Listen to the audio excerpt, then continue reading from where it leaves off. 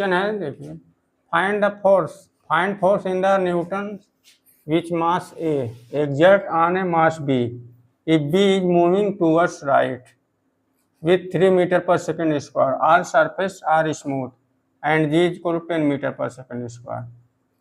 ये क्या है, हमारा एक ठो रॉड है, मान लीजिए ये हमारा एक ठो वेज है, ये 1 kg का है और ये जो है वेज जा रहा है 3 मीटर पर सेकंड स्क्वायर से राइट वर्ड डायरेक्शन में। इसमें फाइंड करना है कि ए जो है बी पर कितना नॉर्मल लगाएगा या कितना फोर्स लगाएगा, वही पूछा गया है।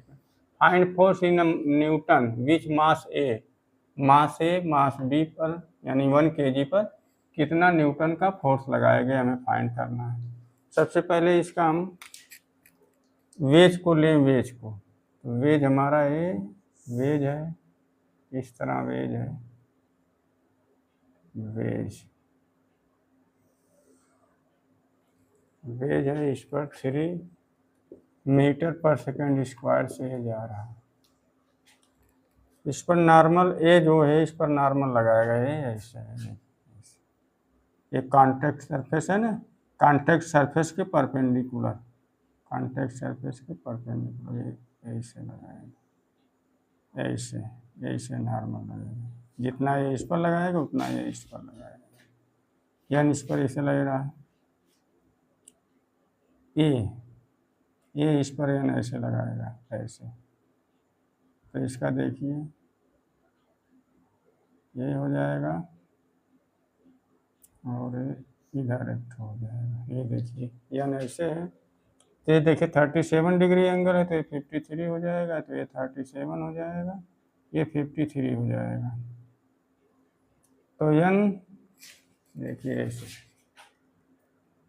ऐसे लगेगा, ये 37 डिग्री, तो ये हमारा 53 डिग्री, ये 37 डिग्री। अब ये इस डायरेक्शन में है ऐसे, ये कितना हो जाएगा, ये एन लग रहा है, तो ये कितना है 53 डिग्री हो जाएगा ना। तो एन कास 53, एन कास 53 या एन साइन 37, एक ही चीज़ है। N cos 53 is equal to M A, N cos 53, यही नॉर्मल इसको आगे की ओर लेके जाएगा। तो ये जो फोर्स लग रहा है, force is equal to mass into acceleration, तो मास इसका 1 kg है और एक्सेलरेशन कितना है 3 है, यानी यहाँ से फाइंड हो जाएगा एन कास 53 की वैल्यू कितनी है, कास 53 की वैल्यू कितनी होती है, हो जाएगी 3/5, 1 इंटू 3 से 3 कैंसिल हो जाएगा, यानी इज इक्वल टू 5 न्यूटन आ जाएगा। यानी ये जो ये है रॉड, इस वेज पर कितना नॉर्मल लगाएगा, यानी इज इक्वल टू 5 न्यूटन का, 5 न्यूटन इसका आंसर होगा, 5 न्यूटन इसका आंसर होगा। अब इसमें और चीज़ भी निकाली जा सकती है, वो भी किया जाएगा, इसको भी अगर इसका एक्सेलरेशन निकालना हो एक्सेलरेशन भी निकल जाएगा, इसका मास निकालना हो तो उसका मास भी निकल जाएगा।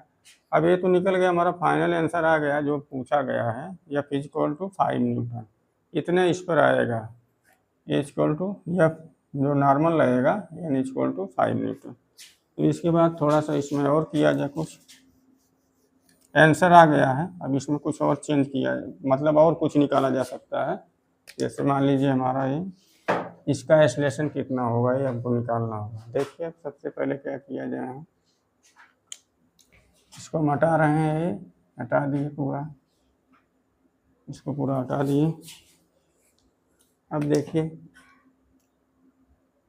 along the perpendicular to the contact surface, जो एक्सेलरेशन रहेगा वेज का और रॉड का सेम रहेगा, क्योंकि ये दोनों रिजिड बॉडी है, एक दूसरे के अंदर ये घुस नहीं सकती हैं। तो जितना एक्सेलरेशन इसका रहेगा perpendicular to the contact surface wedge का, उतना एक्सेलरेशन रहेगा इसका ए बॉडी जो ये है रॉड, दोनों का सेम रहेगा। यहाँ से ऐसे, ये तो इस डायरेक्शन में देखिए हमारा ये ऐसे लेंगे, इस डायरेक्शन में सबका सेम रहेगा। इसको देखा जाए कितना कैसे क्या आएगा। ये हमारा कॉन्टैक्ट सरफेस है, इसके परपेंडिकुलर एक्सलेशन इसका ए इस डायरेक्शन में कितना है, इस डायरेक्शन में 3 है। ये इस पर ऐसे लगेगा, ये मान लीजिए ये 1 kg हम ले रहे हैं यहाँ, और ये का एक्सलेशन है, मान लीजिए ये 3 मीटर पर सेकंड स्क्वायर किसका है, बी का एक्सलेशन है। ये देखिए एंगल 37, तो ये 53 था, ये देखिए 37 हो जाएगा, ये देखिए 53 हो जाएगा। इस वाले एंगल को देखिए, ए वाला 3 वाला इस पर लाएंगे, किस पर, along the perpendicular to contact surface. Contact surface के परपेंडिकुलर दोनों का एक्सलेशन सेम रहेगा, रॉड का और वेज का। वेज का एक्सलेशन कितना है, 3 है, इसको अलोंग द परपेंडिकुलर सरफेस लाएंगे तो कितना हो जाएगा, 3 cos, यहाँ से देखिए 3 cos 53, 3 cos 53। ये जब ये है किसके लॉन्ग ले जाएंगे ना परपेंडिकुलर तो कॉन्टेक्ट सरफेस, तो ये हो जाएगा ए इंटू cos 37। यहाँ से ए की वैल्यू हमारी आ जाएगी, यहाँ देखिए 3 हो जाएगा, cos 53 की वैल्यू 3/5, 3/5 इसकी वैल्यू हो जाएगी। ये इसका कितना हो जाएगा, 4/5, 5 से 5 कैंसिल हो जाएंगे, हमारा ये एक्सलेशन आ जाएगा, ये जो रॉड है उसका कितना हो जाएगा, 9/4, 9/4 इसका एक्सलेशन आ गया, इसका रॉड का। अब इसके बाद इस पर इसका मास भी निकाला जा सकता है, इसका मास कितना रहेगा वो भी निकाला जा सकता है। ये जो वर्टिकली डाउनवर्ड मूव करेगा, ये जो है ये ऐसे मूव करेगा, ये ऐसे मूव करेगा वर्टिकली डाउनवर्ड, ये राइटवर्ड मूव करेगा वेज, ये ऐसे मूव करेगा, उसका एक्सलेशन कितना रहेगा, 9/4 मीटर पर सेकंड स्क्वायर।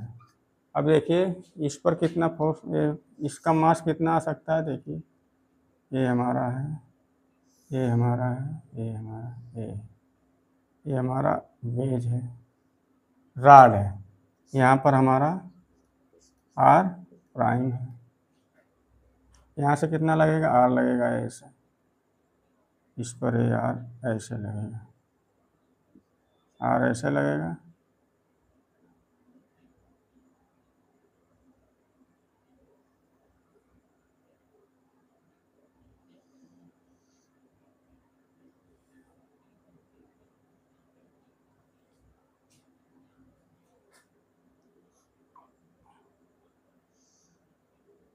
ये आर इस पर लग रहा है और ये आर इस पर लगेगा, थोड़ा सा ये ऐसे, ठीक।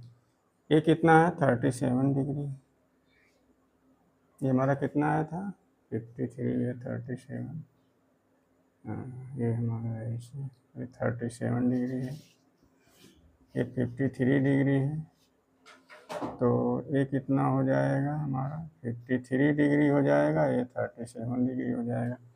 अब देखिए इसका मास कितना है, मान लीजिए m है, तो mg डाउनवर्ड लगेगा, और क्या लगेगा इस पर, ये r का साइन 53, देखिए 53 डिग्री एंगल यहाँ बन रहा है ना, तो r साइन 53 अपवर्ड लगेगा, mg डाउनवर्ड लगेगा, और नीचे ही जा रहा है, डाउनवर्ड ही मूव कर रहा है, तो क्या हो जाएगा, mg minus r sine 53 equal to m into M A. M हमारा इसका एक्सलेशन है, इसका मास है एम ए, मान लीजिए ए ले लें, एक्सलेशन किसका है, ए का, कितना हो जाएगा ए। अब इसके बाद इसके ऊपर